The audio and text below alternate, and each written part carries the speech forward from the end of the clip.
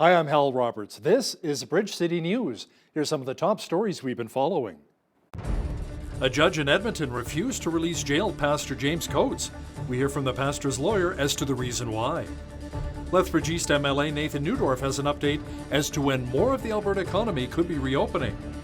And the great one, Wayne Gretzky, responds to the death of his father, Walter Gretzky, who passed away at the age of 82.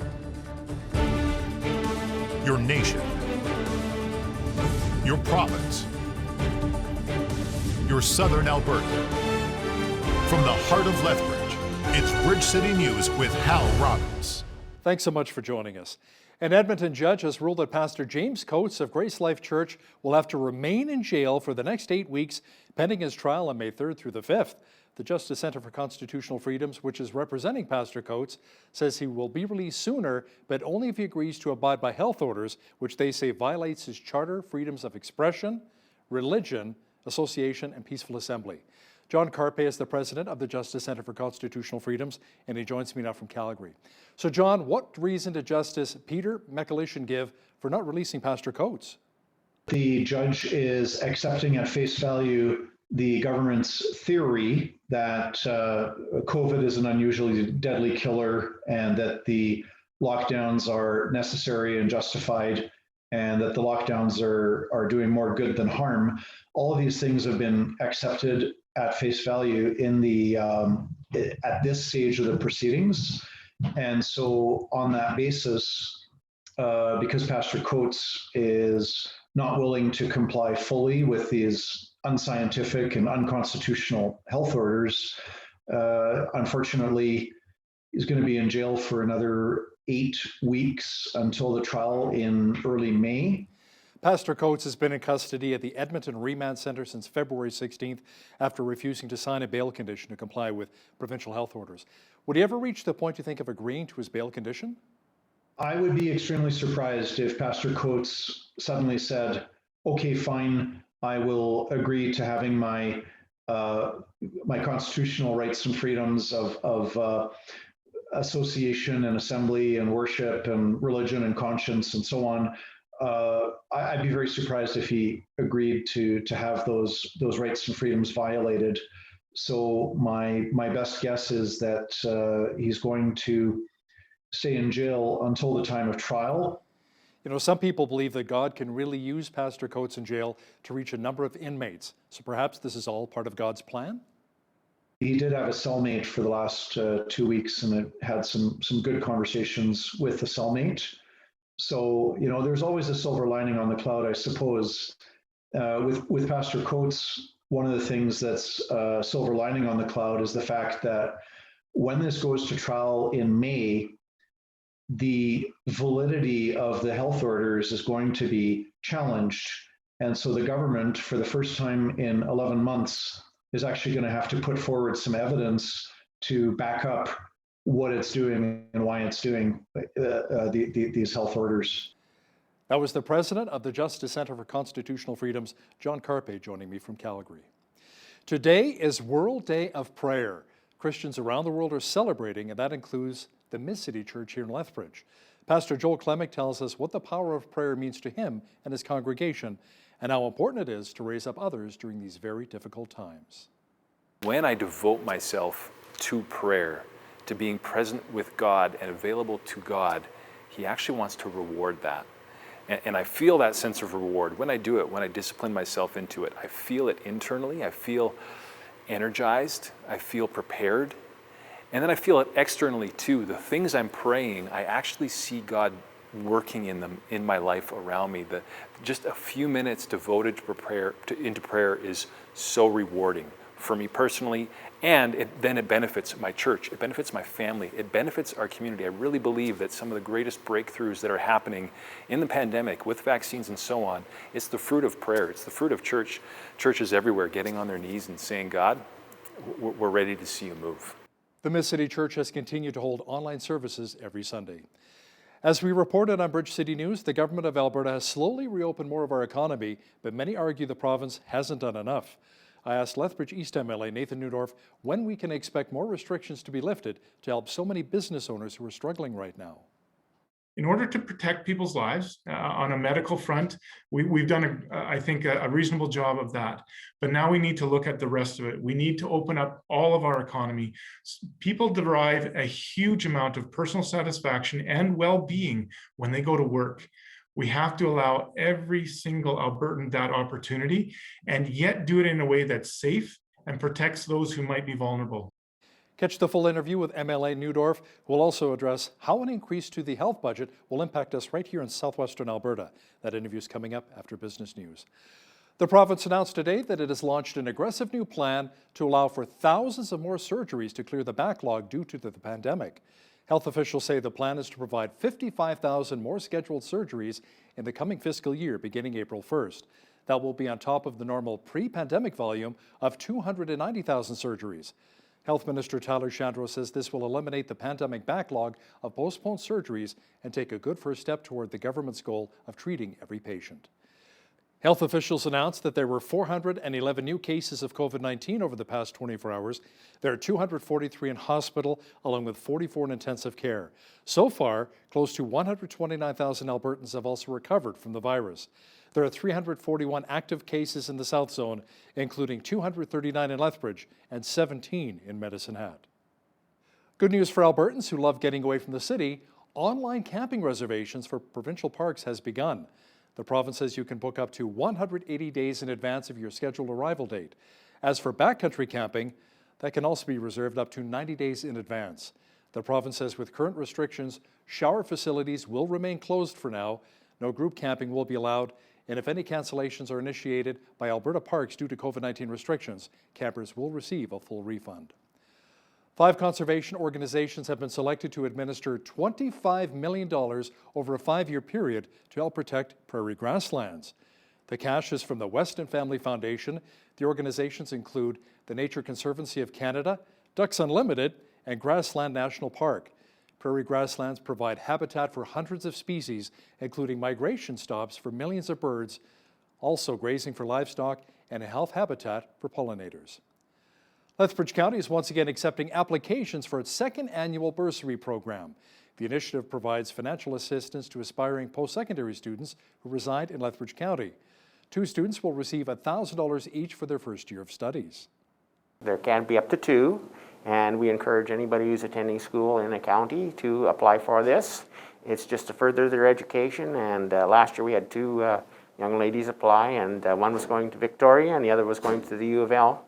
And it worked out very good. It's just to get people moving forward. Hopefully they take agriculture, but it's just to make sure that people have the opportunity to take at least some money to go to university. Some of the criteria includes that the applicant is required to have attended school within the county's municipal borders, which includes Lethbridge, Picture Butte, and Nobleford. The application deadline is June the 1st. Well, nominations for Lethbridge City Council have been open for around 4 weeks now. So far, only 1 candidate has filed papers with the city to be recognized as a nominee for the municipal election this fall.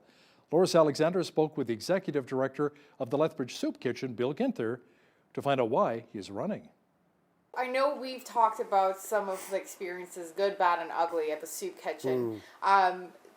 Maybe you can share with our audience some of those experiences that make you passionate about what you do and why you're running for council. Yeah, well, I think the first thing for me is to recognize people as people and to understand that all people have equal value. It doesn't matter how much you contribute. It doesn't matter what you've done for me lately.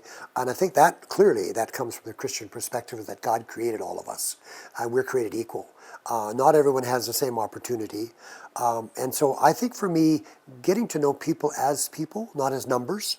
We even made a very conscious effort early on in my almost 4 years ago, in my work there, that we would treat people with respect and enhance their dignity. First of all, restore and then enhance it. Treat them like people, and welcome people by name. Volunteer Lethbridge is celebrating 40 years in our city. Now, to honor the occasion, the organization commissioned window paintings to be done outside of the building. As Micah Quinn explains, these paintings are meant to put a smile on everyone's faces. If you take a drive through downtown Lethbridge, you'll see some brand new window paintings that were done by the University of Lethbridge Art Society for the upper floor of the Volunteer Lethbridge building. And I have to tell you, I wasn't here for the painting, so when I drove up the first time it was done and I saw it, it made my heart swell, because it's just happy and uplifting and celebratory, and I think that's something that we need right now, and I truly think it brightens up Fifth Street tremendously. Jensen says that it's been incredible to have the community embrace Volunteer Lethbridge for 40 years, and just to see the large amount of volunteers that have come through the ranks over the last 4 decades. This year, the Volunteer Awards will take place in a virtual setting. We are forced into a bit of that format this year, but we're really looking forward to celebrating those that have really stood out this year. The idea for the paintings just felt like a natural fit for the two teams to collaborate on. Anytime that, especially student artists or emerging artists, anytime that we're, given an opportunity to share our talent, it's always a pleasure, and it's always something fun to see. Leah Cuchermanos is the Art Society's president, and she says that having fine art downtown allows people to remember the important role that art has in the community. Everybody's thinking about money and funding, and arts is the first thing that usually gets cut. Mm-hmm. And yet it's one of the main things that lifts people up, and color and paint, and it's just such a beautiful experience for your everyday life, and it's so important, and I think that gets forgotten in times like this. The Volunteers of Waikiwil Awards will take place on April 22nd, and to register, you can visit Eventbrite. For Bridge City News, I'm Micah Quinn. Making music during the pandemic? The Steve Keenan Band knows a thing or two about that. Pandemic or not, the local artist is bringing melodies to the world through the release of a brand new CD. BCN's Loris Alexander has the details. When we first started recording, it was before the pandemic had hit, so my first plans were actually to try and have it released for the summertime of 2020, but obviously with the pandemic and everything, it was pushed back. Recording this album in the midst of the lockdown presented its challenges to the band. There was some definite trying times, trying to get things put out and just to get together, just even to do recording. With the social distancing and the restrictions that were put into place, and not having any places to play anything like that, to get some of the new songs out there. It's not having a venue to actually release the CD in, to actually do a proper CD release party. So usually when that happens, the band will play, and it's a great night for everyone to come out, and everyone can go home with a CD. The inspiration behind the album is Keenan's 5-year-old daughter. In My Hands, the title of the album, I wrote that song for my daughter, and it was just about how having children can really change things in life, and it's really given me a whole new perspective and a lot more meaning. Like the rest of us, Keenan is eager to say goodbye to COVID-19 and hello to sharing the sweet sounds of the Steve Keenan Band. It would be really nice just to get the live music venues up and running again, so that we can have artists in to perform. I would really like to get back into doing some festivals this year, and just to live kind of a normal life gigging again. It's like walking down a road. For Bridge City News, I'm Loris Alexander. It's like sleeping in another empty bed. A court in Regina heard arguments today over whether there should be a delay in a lawsuit stemming from the deadly Humboldt Broncos bus crash. 16 people were killed and 13 others were injured in April of 2018 when an inexperienced truck driver drove through a stop sign and slammed into the path of the junior hockey team's bus near Tisdale. Lawyers for proposed class action lawsuit hope to be certified after a hearing in April of next year. They're asking the Court of Queen's Bench to delay another lawsuit filed shortly after the crash. The COVID-19 pandemic has not only taken its toll on businesses, but relationships as well. Now, some media outlets are reporting that separations and divorces are on the rise. Kimberly Holmes is the CEO of Marriage Helper, and she says what frustrates her the most is when the mainstream media reports that divorce is actually a good thing.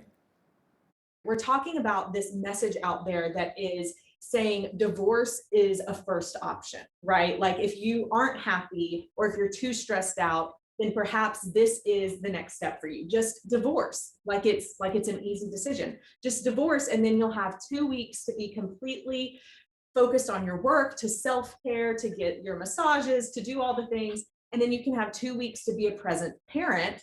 And that's just the new way to live your life. And there was a lot of articles in the past year that have gone out that have really been promoting this as an option. And that is what I believe we have to look out and say, research doesn't support this. Kimberly Holmes will also discuss why couples delay or refuse to get help when their marriage is suffering. That Q&A with Jeanette Rocher is coming up in the second half of our program. A man many refer to as the Canadian hockey dad has died. Walter Gretzky, the father of the legendary Wayne Gretzky, passed away Thursday night at the age of 82. The senior Gretzky battled Parkinson's disease for 9 years. Now, in a tweet, Wayne Gretzky had this to say: "It's with deep sadness that Janet and I share the news of the passing of my dad. He bravely battled Parkinson's and other health issues these last few years, but he never let it get him down. For my sister and 3 brothers, Dad was our team captain. He guided, protected, and led our family every day, every step of the way. For me, he was the reason I fell in love with the game of hockey. He inspired me to be the best. We will miss him so much, but to know that he's back with our mom, that brings me and my family peace." Canada has done it, and so have many Americans. Many country leaders have spoken out against the violence in Myanmar since the military overthrew the government. The United Kingdom is the latest nation to condemn what's been happening. As of today, more than 50 people have been killed and many more injured since the coup began. Over 1,000 people have disappeared or are unaccounted for. The economy is in a state of deterioration, and up to 1 million people face a humanitarian crisis. We heard from the Special Envoy that the Security Council, and indeed the international community more broadly, has a collective responsibility to safeguard the democratic aspirations of the people of Myanmar. The United Kingdom condemns the use of violence against peaceful protesters, calls for the immediate cessation of violence, and for those responsible to be held to account. The spring-like conditions continued in Lethbridge today, and not a bad weekend is shaping up either. Full weather details are coming up shortly. It was a mainly overcast day in the Windy City, but fairly warm. You know, we'll take it for the beginning of March, right?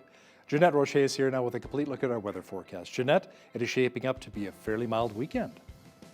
Yes, it is. And as it turns out, that precipitation that had earlier been forecasted by Environment Canada for Saturday night has disappeared, leaving us with a lot more drier conditions for the rest of the weekend and into next week as well. So overnight tonight, 30 kilometer per hour winds, overnight low of 4 degrees. Into Saturday, 13 as we're staying in those teens, the double digits there. Bit windy conditions though for Saturday. We could see wind gusts of 40 to 60 kilometers per hour. Sunday, lots of sunshine, high of 10 degrees, sitting at 9 on Monday with sunny skies, sunshine continuing through Tuesday with a high of 6, and then the temperature evening out at 6 degrees for the rest of the week, Wednesday and Thursday with a mix of sun and clouds. So as we're seeing those beautiful, lovely, higher than seasonal values for this time of year, I'm happy about that. I don't know about you. 4 degrees is our average high, -8 the average low for this time of year. 20 degrees was our high temperature back in 1987. Unfortunately, we didn't break a record today, but you know what? Maybe next week, right? -38 was our chilliest day on record back in 1947. 7:06 is when the sun rose this morning. Sunset this evening at 6:20 p.m. So what's happening in the rest of the country for tomorrow? Well, I will tell you. Chance of showers in Victoria and Vancouver, 60% chance actually. Temperature sitting even at 10 degrees for both of those coastal cities. 7 degrees in both Edmonton and Calgary. Wind not too much of a factor, about 30 kilometers per hour in Calgary. Not so bad considering this is Chinook territory. Over in the rest of the prairies, a bit more windy conditions. 3 degrees is the high in Saskatoon, 5 in Regina, sending under sunny skies. Sunshine also expected in Winnipeg tomorrow with a high of 6 degrees. As we look further east into central Canada, this is where we're going to get more windy conditions, about 20 kilometer per hour winds, but the wind chill still sitting in the minus double digits. So in the mornings in these areas, going to feel more like -22. In the afternoons, about -10 or 11. So not looking too great. Over in Fredericton, mix of sun and cloud, -2 is the high there, 0 for Halifax, -4 in Charlottetown under sunny skies. St. John's, Newfoundland could expect some flurries up to 2 centimeters. and some windy conditions as well for tomorrow. That is 1 degree over there in St. John's. If you are planning on hitting the slopes this weekend, stay tuned. We have the ski report right now. Today's weather is brought to you by ColumbianDirect.com. Café Coffee, specialty coffee from our family to yours. Castle Mountain has seen no new snowfall over the past 72 hours and has a 120 centimeter base. Nakiska received 7 centimeters of snow with a 120 centimeter base. Sunshine Village saw 3 centimeters of fresh powder over the past 72 hours and has a 190 centimeter base. And no new snow for Lake Louise, which has a 148 centimeter base. Mount Norquay has seen no new snowfall over the past 72 hours, leaving a 127 centimeter base. And in BC, no new snow has fallen in Panorama, Fernie, or Kimberly, but Panorama retains a 78 centimeter base, Fernie has a 100 centimeter base, and Kimberly keeps a solid 80 centimeter base. And that's a look at your Bridge City News Ski Report. Stats Canada says our country posted its largest trade surplus since mid-2014. The surplus of $1.4 billion was the first since May of 2019. It is far better than the deficit of $1.4 billion that analysts were expecting. Some economists say the strong report joins a list of other indicators suggesting a better than expected start to 2021 for the Canadian economy. Total exports rose 8.1% in January, while imports increased 0.9%. The Trudeau government is promising it will fight Michigan's attempts to shut down Enbridge's Line 5 pipeline. Natural Resources Minister Seamus O'Regan vowed to defend the 1,000-kilometer line which bridges an environmentally sensitive part of the Great Lakes to link Wisconsin with refineries in Sarnia, Ontario. The Line 5 pipeline carries around 540,000 daily barrels of oil and natural gas liquids. O'Regan says it is vital to the energy and employment needs of Alberta, Ontario, and Quebec, along with the northern U.S. states. Calgary-based drilling company Enzyme Energy Services is reporting higher than expected fourth quarter profits. Enzyme says it had a net income of $3.1 million compared with a net loss of $71.6 million a year earlier. Analysts were expecting a net loss of $57.9 million. Revenue dropped $201 million from $375 million in the same period a year earlier. For all of 2020, it had a net loss of just over $79 million, but the driller says oil patch activity in both Canada and the United States is staging a slow recovery following a deep slump last year. HBC has announced a deal that it says will redefine the luxury shopping ecosystem. It says it is selling a minority stake in Saks Fifth Avenue's e-commerce business and turning it into a separate company. It says American private equity firm Insight Partners has agreed to invest $500 million US in the deal, which values the standalone business at around $2 billion. HBC CEO Richard Baker says luxury e-commerce is poised for exponential growth and Saks is primed to win a large market share. Saks Fifth Avenue's 40 stores will operate separately as an entity known as SFA and will remain wholly owned by HBC. Now, here's a look at today's markets. The TSX was up 255 points on the day to finish at 18,381. The Dow was up 572 points to 31,496. The S&P 500 was up 73 points to 3842, and the Nasdaq was up 196 points on the day to 12,920. West Texas Intermediate Oil was up 253 to 66.36 US per barrel. Natural gas was down 5 cents to 2.70 US. Gold was up $3.12 to $1,700.64 US, and silver was down 11 cents to $25.25 US an ounce. Wheat is at $308 per metric ton, barley's at $310, canola's at $7.88, and corn is at $343 per metric ton. Live cattle were up 48 cents to $119.03, feeder cattle were down 50 cents to $134.60, and lean hogs were down 13 cents to $87.18. The Canadian dollar was up slightly over the past 24 hours to 79 cents US.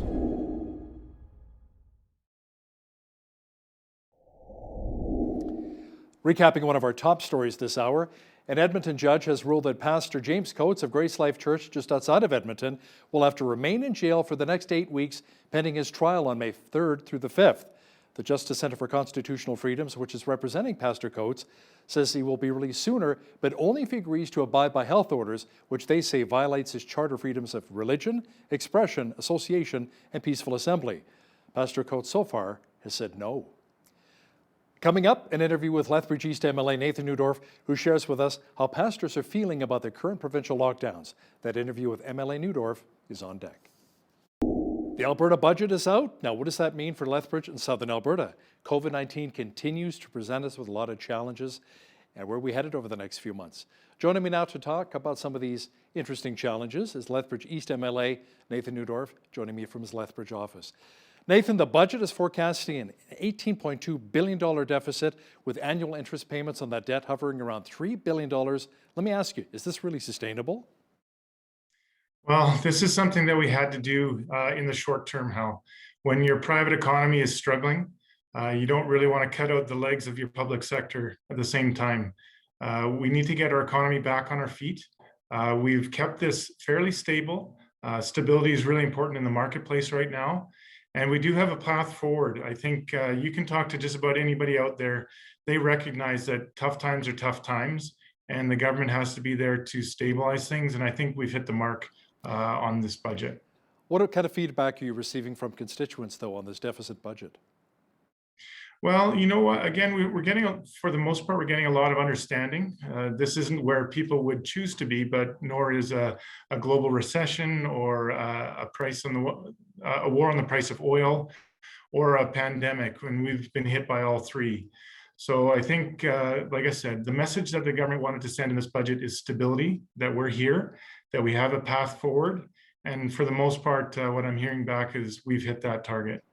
Now, the health budget went up by about $1 billion, Nathan. What benefits can we really expect here in Lethbridge out of the increased health budget?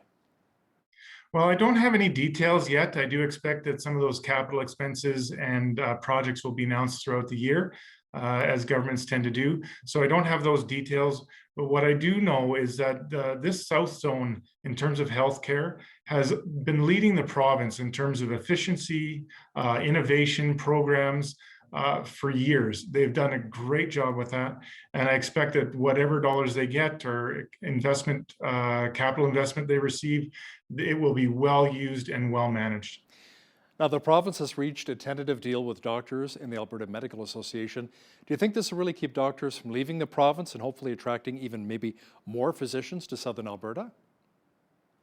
Absolutely. I can't speak much to the ongoing process. I know it needs to be ratified, but even the numbers would bear out that Alberta is still a very desired destination. In 2020, we actually had a net increase of almost 250 doctors coming to Alberta, even though we were in some challenging times.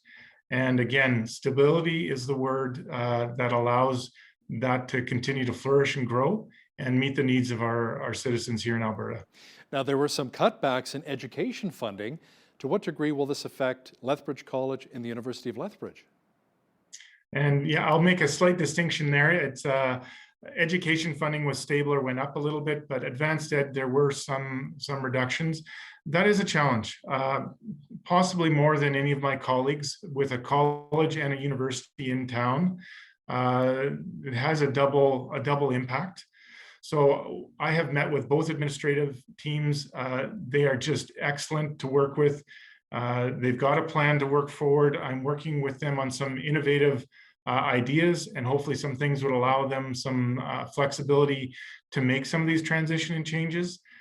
They have been incredible to work with, and I have no doubt that they will lead not only Lethbridge, but the entire province in their sector in getting us through this to better days ahead. You know, many students and post-secondary students and parents are really concerned that a lot of this will be passed on from the university and the college to the students with tuition increases, and then all of a sudden books are twice the price. How do you respond to that? Well, there's a reality. There's a reality there for sure. I have 4 kids of university age this year, and 4 of them that will have taken part in some sort of class or course load. So I feel that personally.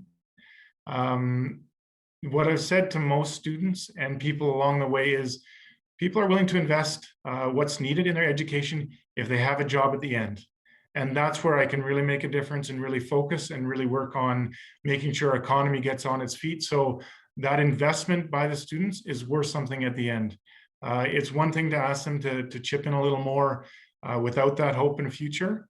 But if that's there, let me tell you, Harvard isn't free, but they don't have any problem packing the house out and people paying top dollar. Why? Because they can get a really good job at the end. That's what I'm after in Alberta, and I'm working on the positive side of that equation and doing what I can there, while also helping the university administrations doing what they can to manage their side of it. Now, what about municipal funding, Nathan? Is the city of Lethbridge going to see any cutbacks or potential increases? Yeah, it's a little bit of a story of both. So over a 4-year cycle, the funding is pretty constant with what they would have seen in a previous 4-year cycle. But due to economic pressures, mostly related to COVID and needing to relaunch Alberta, we've pulled a lot of that funding forward. So if we start today and look at the next 3 years, municipalities will see roughly a 25% decrease in funding, but we've pulled a lot of that funding forward. So this is really going to be on the shoulders of municipalities to plan well. Those dollars are here today to get us back on to the spending that they need to do for investment in their capital projects, and it'll roll out over the next couple of years. But again, you don't want to spend all your allowance today, Hal, and not save anything for tomorrow. So there's going to be a little planning needed. Now, Nathan, there have also been some concerns voiced about provincial cutbacks to agriculture when it comes to applied research. As you know, here in southwestern Alberta, horticulture, agriculture, that's our bread and butter. Your thoughts? Mm-hmm. Yeah, that's another one I'm keeping my eye on. I'm calling this one a ministry in transition. A lot of those dollars went from the agricultural file to our advanced education file. And we have top-notch institutions at the college and university. So I've asked them to work with research so we make sure we end up on the right side of this. But a lot of people have shared your concern, and I'm watching it closely to see where we end up and where we land on this. Having farmer-led research, having industry-led research is great, but it's also something that is, like you said, literally our bread and butter, and we want to watch that closely for the future. Now, let's talk about funding when it comes to combating the opioid crisis here in southern Alberta, and to help provide facilities for those to recover, maybe turn their lives around. Any new money coming in that regard? We have maintained our commitment for $140 million a year ongoing for the province, and Lethbridge gets its the lion's share, not the lion's share. We get our fair share plus on that because we know we've really faced those issues recently. A lot of our announcements last year, we are actually seeing them come into being this year, whether it's an additional 150 treatment beds, whether it's $2 million of ongoing operational funding for facilities in Lethbridge and Fort Macleod. We have our drug court that actually came online in the fall and is now actively helping a lot of those people caught in that cycle to get into something better. So I think we've got really bright days ahead. Lethbridge has got a future to look forward to, and Lethbridge has definitely got funding to make some of those dreams a reality. Now, is there any help being offered in the budget for the struggling energy sector? There is actually. We partnered last year with the federal government to come up with $1 billion for oil well reclamation. About 500 million of that is going to be rolled out this year. So not only are we helping that sector, who we know is down on their knees, although the current prices are pretty good, we're also helping reclaim those abandoned oil wells, clean up our environment, get some of those things cleaned up that have been on the to-do list for decades, literally. And but we've also put forward initiatives in hydrogen, in geothermal, and in nuclear to, again, really help that energy side of our industry get back up on its feet. I guess you can't put all your eggs into the oil and gas basket, right? It's good to diversify when it comes to the economy. Now let's chat a bit about the COVID-19 pandemic. Nathan, case numbers continue to come down, which is wonderful to see. Are we going to see more restrictions lifted fairly soon? And the reason I ask is business owners I talk to every day, they're struggling, as you know, especially here in Lethbridge. Like Len Benning, who owns the movie mill, he's not sure how much longer he can stay afloat. Absolutely. I've heard that loud and clear, and that is what I'm advocating for, is to look at the whole approach again, and maybe in a new light. I think what we're seeing now is that, as you know, how humans are complex beings. We're not just physical. We have social needs, we have mental needs and emotional needs, we have spiritual needs. there are these sides of the equation that we haven't really looked at in order to protect people's lives on a medical front. We've done, I think, a reasonable job of that. But now we need to look at the rest of it. We need to open up all of our economy. People derive a huge amount of personal satisfaction and well-being when they go to work. We have to allow every single Albertan that opportunity, and yet do it in a way that's safe and protects those who might be vulnerable. So this is a challenge, but I'm advocating for a new look at that, to realize that we as humans, we're not just a one-dimension being, and we're not just a physical. Lots of seniors really talk about their need to see their children, their grandchildren, and we need to find a way to make this safe. Giving a person a hug is probably one of the best medicines we have. It's been around since day one, and I look forward to being able to get back to it. Have you talked to many pastors as well? Because I know a lot of churches, still 15%, other ones doing online services. Look what's happened just outside of Edmonton with James Coates. He's now in jail. A pastor's in jail, if you can believe it or not. You know, and the Justice Center for Constitutional Freedoms is talking right now about his release potential to get him out before his trial date on May the 3rd. I never thought we'd reach this point. So what is the church, what is the religious community telling you right now, Nathan? Well, I'm very, very thankful for all the religious leaders in Lethbridge. I've spoken to many of them. We haven't had that situation here because they have really taken the path of caring for others. We know that it's been a financial burden for them. We know it's been a challenge for them. Many of them have had to totally adjust their schedules and how they get together and do that in a safe way. But I really believe that they've taken a leadership approach and a very caring approach. And I would hope that Pastor Coates would be able to also realize that this pandemic has impacted every single one of us in a different way. This isn't just about one person changing their life. This is about all of us having to adjust our life and lifestyles. And it's about putting someone else first. It's not just about me. This is not about preaching the word. This is not about the religious side of it. He could go free tomorrow. This is about how do we protect others in a responsible and caring way. Believe me, none of us want to see pastors in jail. Now, what about vaccines, Nathan? What is it looking like as to the availability and the actual administering of the vaccines coming in? Well, I think each day we're getting more and more good news. AstraZeneca was put online. I hear Johnson & Johnson should be approved in the next few days. We are starting finally, after many months, to get a more consistent vaccine supply. And then I can't speak highly enough of doctors, nurses, pharmacists, dentists. Every single one of these professionals has offered to step up, or these groups have offered to step up. That way, every single dose we get of vaccine is going to end up in an arm very soon, much quicker. We know we've had some bumps on the road rolling out the program to seniors on day one, but since that time, we've really turned it around. We are now getting multiple calls every day with seniors who are able to book their vaccination. That gives them hope. These things are all important.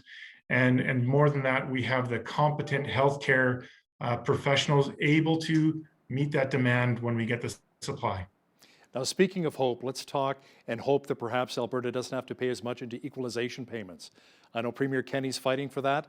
Where do we stand at this point in time? Because, I mean, we're struggling as a province here, and many Albertans argue that we can't afford to give away billions of dollars to help prop up other provinces when we're struggling ourselves.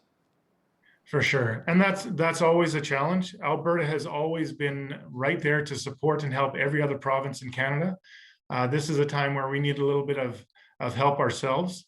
And we continue to work on every level, every ministry, the Premier, to talk to the federal government and say, listen, this is a time where we need some help. Having a vote or referendum on equalization could send a combative tone. We need to let the federal government know that we're serious. We need them to work with us. I don't really want to go down that road any further than we have to. Everybody I talk to pretty much loves Canada. I love putting on the red and white at Olympic time. I love putting on the red and white whenever we're facing the Americans in any kind of situation. But we need a little help, and that street needs to go both ways. And we're doing what we can to make sure that we get recognized for the good that we bring the country year after year, faithfully and pretty much without complaint. So yeah, that's an ongoing discussion. As you know, it's not simple and it's not a one and done. We got to keep working at it. Now, speaking of referendums, do you think there would be the potential of a referendum on an HST, a provincial sales tax, harmonized with the GST to help balance the books and get Alberta out of red and back into black? I mean, it'll take away the Alberta advantage. I'm a native Albertan like yourself, and I can't possibly see that happening in our province. But stranger things have happened, Nathan. True. I think the Premier's been very clear that's not going to happen this year, and I would doubt it would happen this term. It's a conversation that we as Alberta need to have. If there was ever that conversation, it would absolutely go to a referendum, so Albertans would have their voice and their say. I, for one, have heard from quite a variety of people on that, and I couch it in the phrase of a tax reform. It's not the simple silver bullet. It's not going to save us from every woe. If we do introduce that, I think there needs to be consideration for seniors, those who are on a fixed budget, that there would be some exemption. So it's not just money in, there would also be money out. And that's why I say it's part of a larger conversation for me. And if we reform things to become more efficient, I'm okay with that. But it's not the magic bullet that's just going to save us from all of this.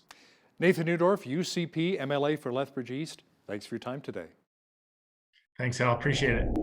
A number of surveys are showing that married couples say the pandemic has increased stress levels on their marriage. What's interesting and somewhat strange, though, is that a number of major media outlets have been making a case that divorce in the COVID-19 era is actually a good thing.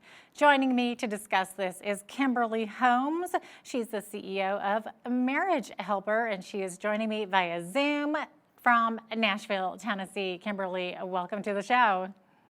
Thank you so much for having me, Jeanette. Glad to be here. Absolutely. So Kimberly, can you first of all share a bit about yourself and about Marriage Helper? Absolutely. So the best way I can explain about me is by giving you a little bit of the backstory of how Marriage Helper got started. And our founder, Dr. Joe Beam, and his wife, they had been married for about 15 years back in the 1980s before he decided that he felt like he could be happier with someone else and in a different situation. And he actually divorced his wife and left her and her 2 children. And they were divorced for 3 years. And during that 3 years, Dr. Beam himself would tell you that he became a person that he honestly didn't even like anymore. He went places he never thought he'd go, did things he never thought he'd do. And one day woke up and said, "What have I done?" He actually called his ex-wife back, her name is Alice, and asked her if she would take him back, to which she said, "No, I don't know. I mean, everyone in her life told her not to. Her family was saying, you're already divorced. Why would you go back to this? How do you know you can trust him again?" But ultimately, Alice said to herself, do I believe that Joe, Dr. Beam, is a good person who has done some bad things? Or do I believe that he is a bad person who has done bad things? And she knew at her core that he was a good man. And she believed it was the right thing to do to take him back and to see if they could make it work. They remarried, and at first they did not love each other, but they figured out how to fall back in love with each other. And as a result, in celebration of that second marriage, they had a 3rd daughter, which is me. And so I actually am a product of 2 people who were divorced, all odds against them, but saving their marriage. And from their story, they said, how can we help people who are either going through this, or how can we help people so that they don't have to go through this? And so in 1999, my parents developed, my dad specifically, a 3-day workshop that has been around for over 20 years now and has over a 70% success rate at saving marriages. And I got involved after college. Never thought I would go into this. That wasn't a plan of mine, but I caught the vision of the marriages that could be saved and the hope that needs to be put out there. And so I've been with Marriage Helper for 9 years now, and I owe my life to what Marriage Helper has done, but I've also been able to see thousands of people save their marriage and leave a legacy for their family as well. Yeah, no kidding. And you obviously know firsthand about that, coming from that family, and you probably saw things from a completely different perspective, right? Absolutely, absolutely. And another part of it is it's interesting that my sisters and I both have the same set of parents, but I have never experienced divorce and my sisters have. And you see the effects of that. in the way that we live our lives. Even though my family is close and my sisters have forgiven my father and we are a close family now, there were still effects of what happened during those 3 years that are just there. And so I see firsthand how divorce affects children. And I also see how I wasn't affected by it. And I have to tell you, I am passionate about helping children not have to experience that if they don't have to. Yeah, it's interesting how you and your sisters have such different experiences with that, because they actually went through the divorce with their parents, whereas you were the product of it afterwards. So now for viewers watching who might be divorced, this of course isn't about condemning anyone, right? But it does seem strange that some media outlets have been arguing that divorce in this COVID-19 era is actually a good thing. So what exactly do you believe is beneficial about it? Well, let's talk about what the message is that's out there, because like you said, divorce, even for people who don't want it, sometimes is going to happen.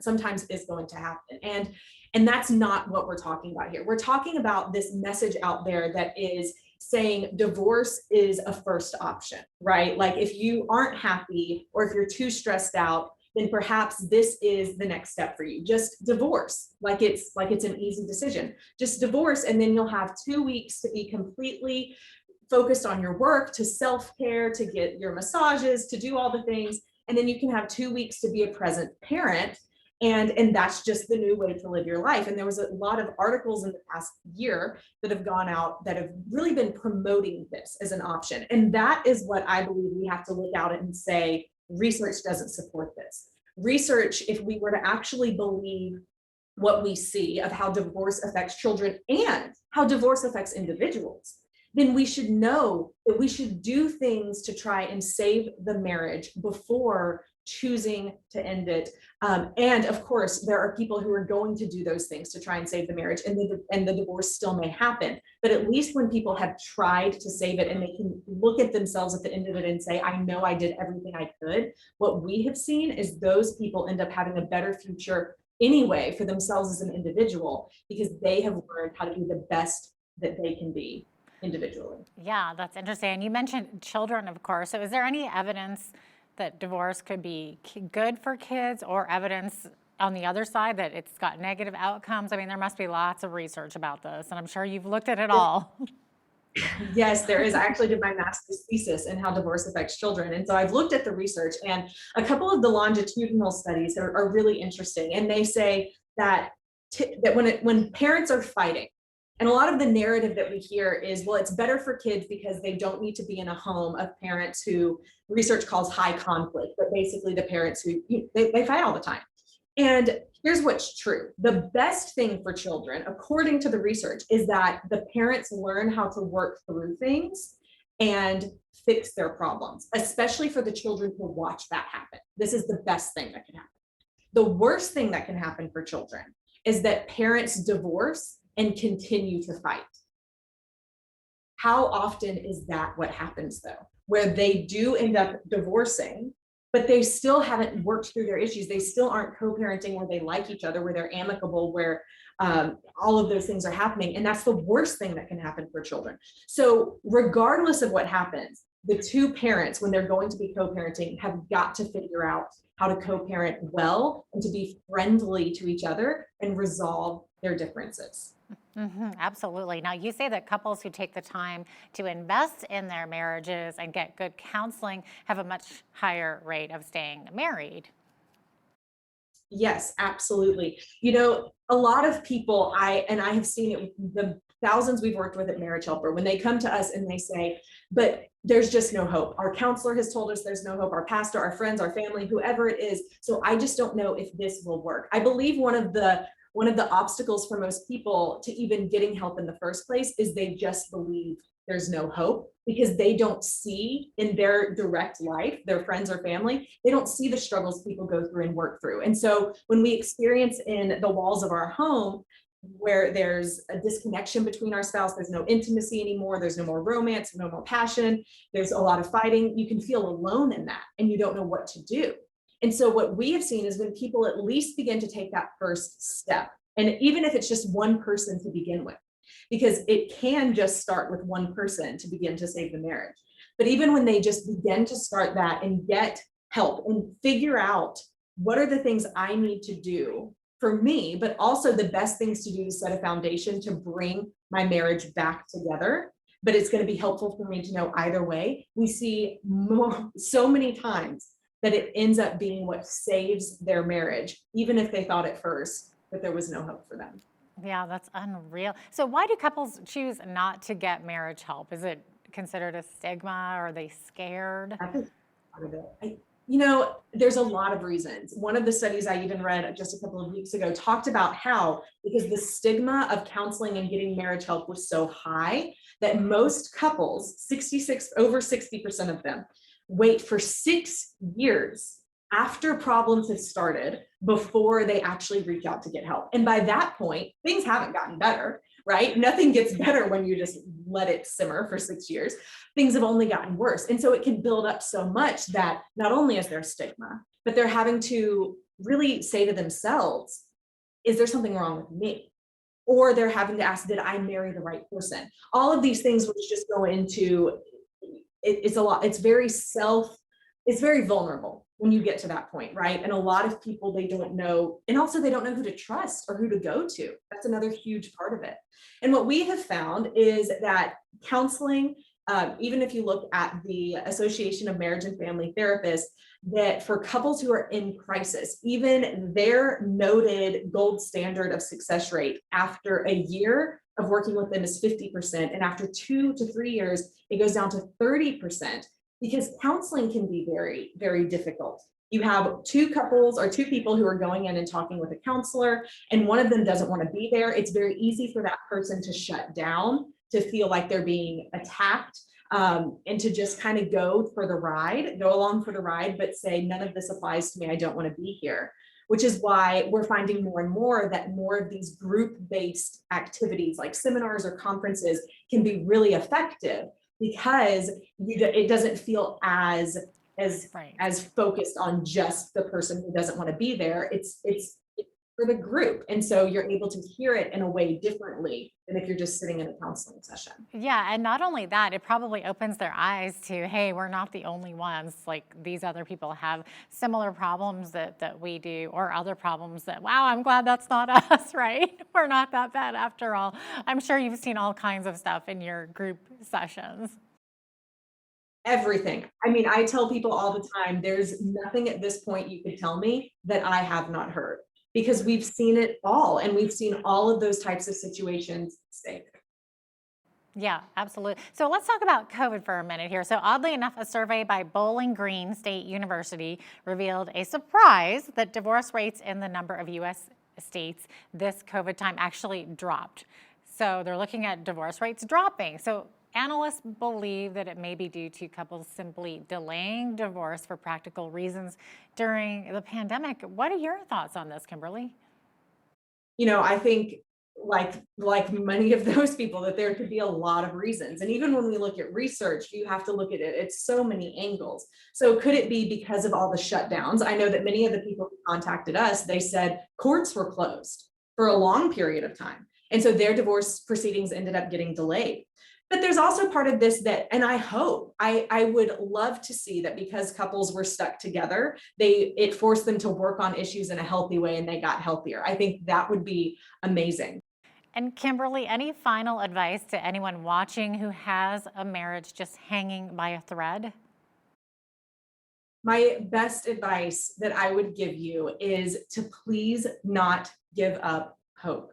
Because while what you're experiencing, I know, hurts and you're confused, you don't know who to trust, you don't know where to go. What I want to encourage you with is that there are things that you can begin to do. You can begin by working on yourself, becoming the best that you can be, and then also learning how to change the way that you communicate with your husband or with your wife, because those are the two things that begin to break down when marriages begin to break down. We lose sight of ourselves, we start focusing on our spouse and overanalyzing the relationship, getting our anxiety up, but we also lose sight of how to communicate well. And these are two important things that you can begin doing right now, no matter what your spouse is doing, no matter what they're focused on, no matter how they're responding. That is some great advice there. Kimberly Holmes is the CEO of Marriage Helper. Thanks so much for your time today, Kimberly. Really appreciate it. Thank you so much, Jeanette. I really appreciated being with you. Absolutely. I'm Jeanette Roche on behalf of all of us here at Bridge City News. Thanks for watching.